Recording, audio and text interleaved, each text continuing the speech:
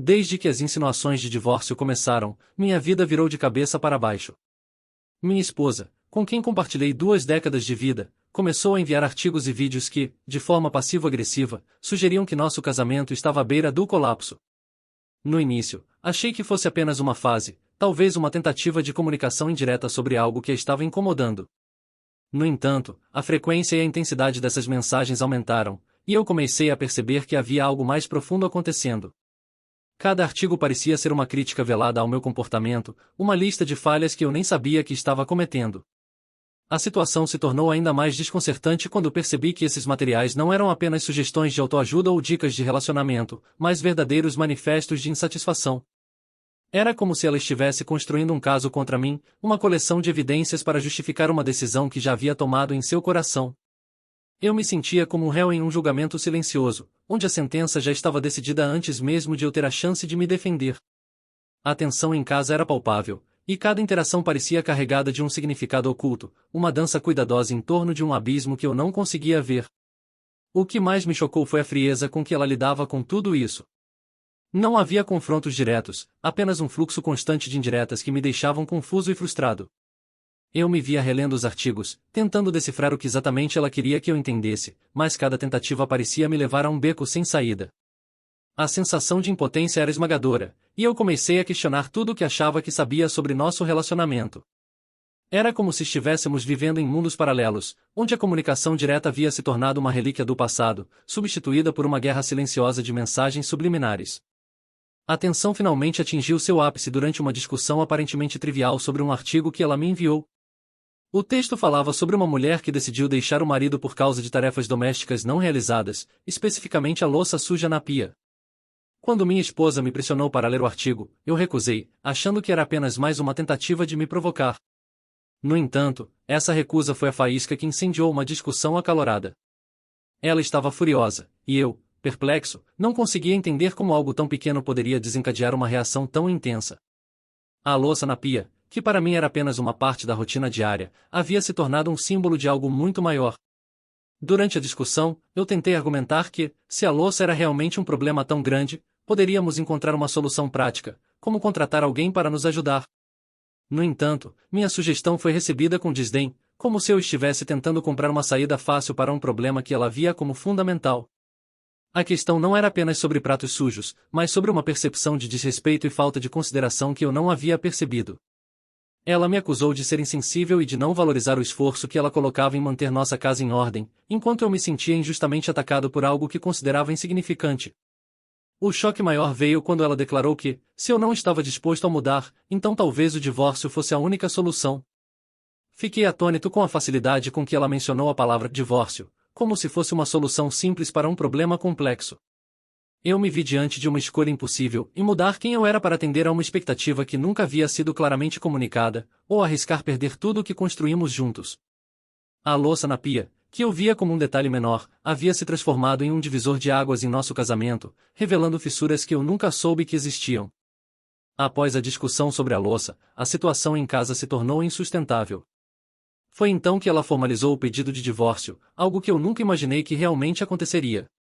No início, minha reação foi de negação. Eu simplesmente ignorei o pedido, acreditando que ela estava apenas tentando me provocar ou que, talvez, fosse um blefe para me forçar a mudar. No entanto, a seriedade em sua voz e a determinação em seus olhos deixaram claro que ela não estava brincando. Eu me vi em um estado de choque, incapaz de processar a realidade de que nosso casamento estava realmente à beira do fim. A decisão de me mudar foi um passo doloroso, mas inevitável. Ela me pediu para sair de casa, e eu concordei, embora cada fibra do meu ser quisesse lutar contra isso. Comecei a procurar um novo lugar para morar, um espaço que pudesse chamar de meu, mas a ideia de deixar para trás tudo o que construímos juntos era devastadora. Enquanto empacotava minhas coisas, cada objeto parecia carregar memórias de momentos felizes que agora pareciam tão distantes. A casa, que uma vez foi um santuário de amor e conforto, havia se transformado em um campo de batalha emocional, e eu sabia que partir era a única maneira de encontrar alguma paz. O mais chocante foi perceber o quão rápido tudo estava acontecendo. Em questão de semanas, minha vida foi virada de cabeça para baixo, e eu estava prestes a começar do zero. A decisão de me mudar até o final do mês parecia surreal, como se eu estivesse vivendo a vida de outra pessoa. No entanto, havia uma parte de mim que entendia que essa mudança era necessária. Eu precisava de espaço para refletir sobre tudo o que havia acontecido, para tentar entender onde as coisas deram errado e como eu poderia seguir em frente. Enquanto fechava a porta pela última vez, senti uma mistura de tristeza e alívio, sabendo que, embora estivesse deixando para trás um capítulo importante da minha vida, também estava abrindo caminho para um novo começo. Após a decisão de me mudar, surgiu uma questão que eu não esperava ter que enfrentar em a reversão da minha vasectomia. Quando mencionei a ideia à minha esposa, não esperava que isso se tornasse um ponto de discórdia tão intenso. Fiz a vasectomia anos atrás a pedido dela, como uma decisão conjunta para não termos mais filhos.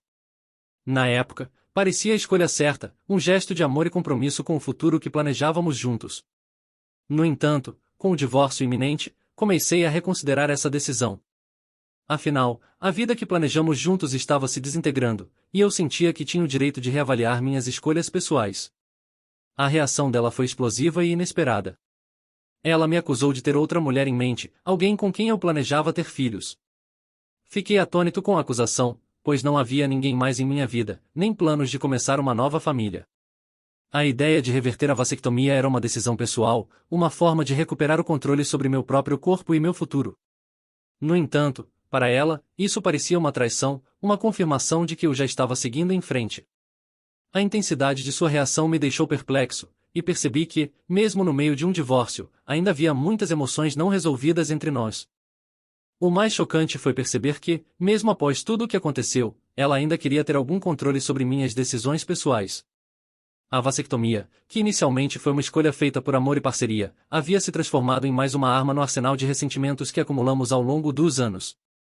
Eu me vi em um dilema, em deveria manter uma decisão que não fazia mais sentido para mim, apenas para apaziguar alguém que estava prestes a se tornar parte do meu passado? Decidi que não. Era hora de começar a tomar decisões que fossem melhores para mim, independentemente das suspeitas ou julgamentos dela. Essa decisão marcou o início de um novo capítulo, onde eu começaria a priorizar minhas próprias necessidades e desejos. Com a decisão de reverter a vasectomia e a mudança iminente, me vi em um estado de introspecção profunda, refletindo sobre tudo o que havia acontecido. A sensação de perda era avassaladora, mas, ao mesmo tempo, havia uma centelha de esperança em meio ao caos. Eu estava prestes a embarcar em uma nova jornada, e isso me obrigou a confrontar minhas próprias falhas e limitações. Comecei a perceber que, ao longo dos anos, havia negligenciado não apenas as necessidades da minha esposa, mas também as minhas. O divórcio, embora doloroso, estava me forçando a reavaliar quem eu era e o que realmente queria da vida.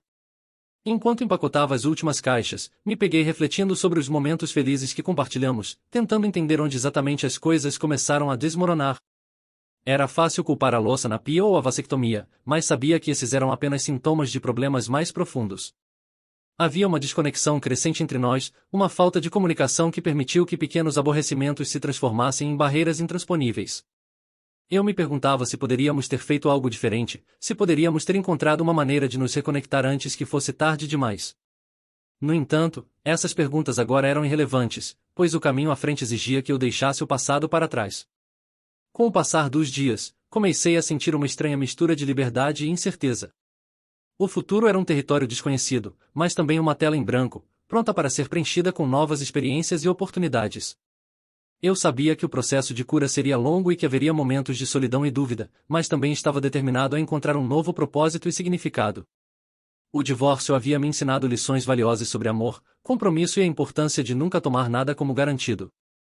Enquanto fechava a porta do nosso antigo lar pela última vez, prometi a mim mesmo que usaria essa experiência como um catalisador para o crescimento pessoal, transformando a dor em uma força motriz para um futuro mais autêntico e gratificante. O que achou dessa história? Você acha que eu realmente estava errado? Qual seria seu conselho para mim? Me deixe saber nos comentários. Se você gostou desse vídeo, demonstre seu apoio ao canal deixando seu like e um comentário e considere ser um membro do canal clicando aqui embaixo no inscreva-se. Muito obrigada a todos por assistirem até aqui.